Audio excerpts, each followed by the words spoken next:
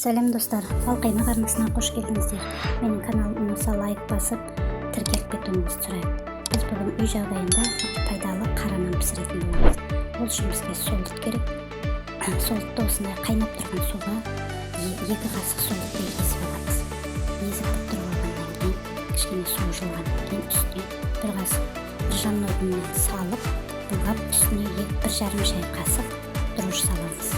Дрожж салып, бетін жауып 5-10 минутқа көтерілуіне қоямыз. Дрожжымыз көтерілгеннен кейін нанды ашытуға кірісеміз. Нанымыз ашыған кезде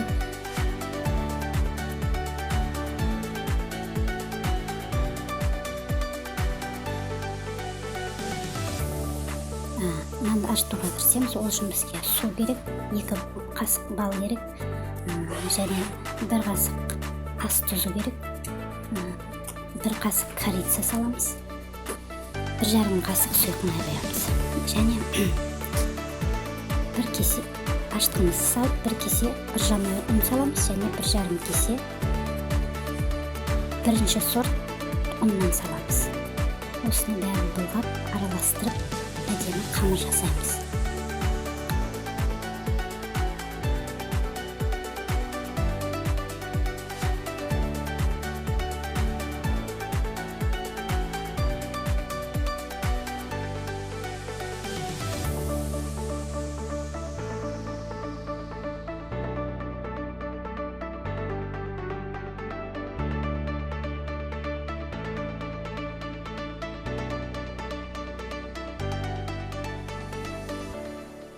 Жасағаннан кейін нанымыз көтеріледі.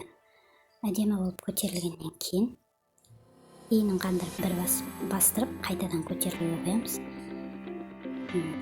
Көтерілгеннен кейін формаларға салып, өзіңізге ұнаған формаға салып, булочка ұқсатып, батон ұқсатып жасап, бетін әсемдеп, бетін кунжут, ысқабақ дәмесі пешке қойып пісіріп аламыз.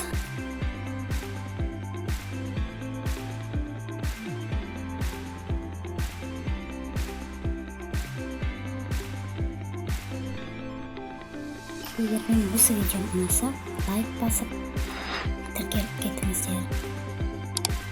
Менің видеом пайдалы болса, қоңыраушаны бассаңыз, олда ең алғашқы шығып тұрған видеоларымды көре аласыздар. Ас болсын.